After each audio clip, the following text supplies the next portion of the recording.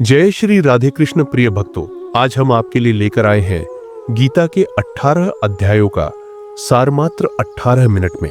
एक ऐसी कहानी जो आपके जीवन का दृष्टिकोण ही बदल देगी। कृपया इस पवित्र ज्ञान को ग्रहण करने से पहले कमेंट में हरि ओम लिखें। यह आपके मन को शुद्ध करेगा। इस वीडियो को 3 व्यक्तियों को भेजें जिन्हें आप सच्चे मन से चाहते हैं। सब्सक्राइब बटन दबाइए ताकि ऐसी ज्ञान की धारा आप तक निरंतर बहती रहे। हे अर्जुन, ये जीवन एक रणभूमि है, कोई भी इससे अछूता नहीं। तुम्हारे मन में जो द्वंद्व है वही हर मानव के हृदय में है। चलो, मैं तुम्हें वह ज्ञान देता हूं जो न केवल युद्ध भूमि में बल्कि जीवन के हर क्षेत्र में तुम्हारा साथ देगा। यही है संपूर्ण गीता सार। सुनो ध्यान से। आत्मा अमर है, डर मत, न जायते म्रियते व कदाचित। आत्मा न कभी जन्म लेती है न मरती है, वह नित्य अविनाशी और अजर अमर है। वाराणसी में एक युवक अर्जुन नाम का रहता था। उसका जीवन चुनौतियों से भरा था। एक दुर्घटना में वह अपना एक पैर खो बैठा और उसका आत्मविश्वास भी। वह हर दिन यही सोचता, अब मेरा क्या होगा। एक दिन गंगा किनारे बैठा वह रो रहा था कि एक साधु ने उससे कहा, हे बालक, तू शरीर नहीं, आत्मा है। शरीर बदलता है, आत्मा नहीं। आत्मा का बल यदि जाग जाए तो तू पहाड़ भी हिला सकता है। अर्जुन ने वहीं से एक नई शुरुआत की। कृत्रिम पैर के सहारे वह दौड़ने लगा। सालों की मेहनत के बाद उसने पैरालंपिक में देश के लिए पदक जीता।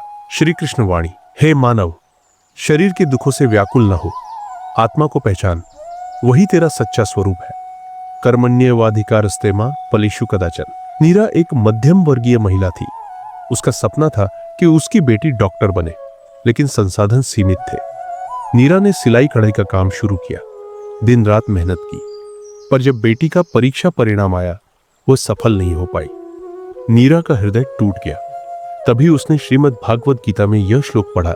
उसने रोते हुए कहा, मैंने अपना धर्म निभाया, अब भगवान को जो उचित लगे वही हो। अगले साल बेटी ने दोबारा प्रयास किया और मेडिकल में टॉप किया।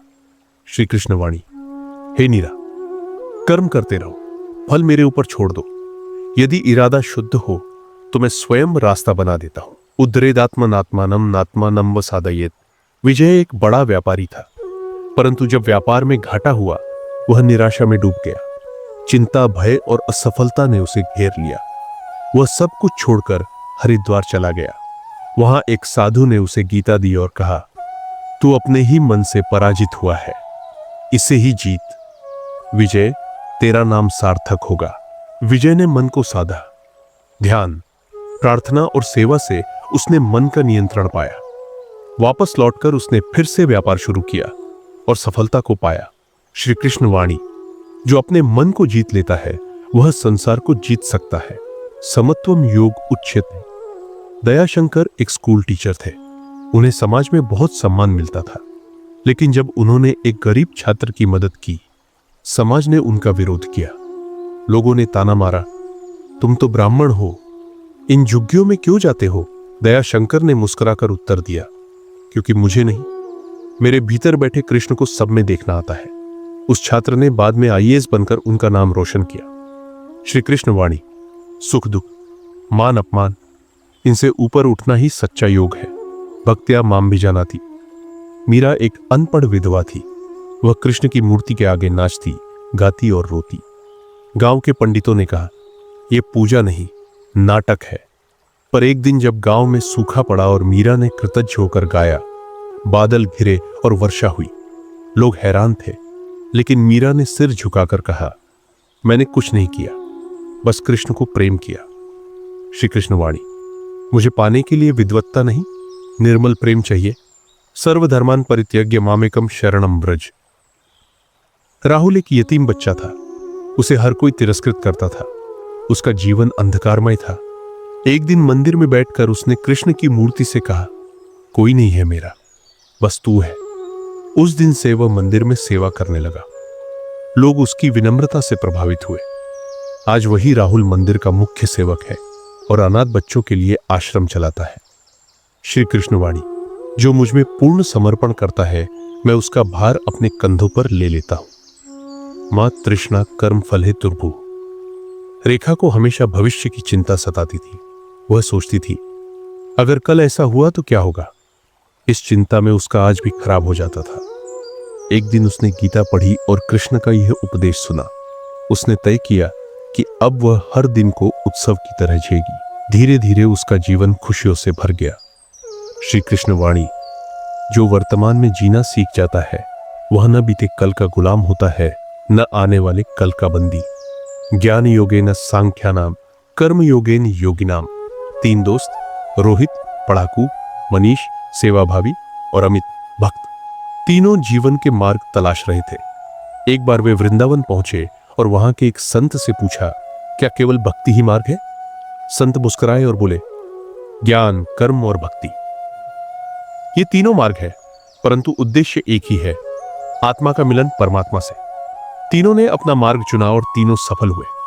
श्री कृष्ण वाणी, मार्ग अनेक हो सकते हैं परंतु लक्ष्य एक ही है, मैं।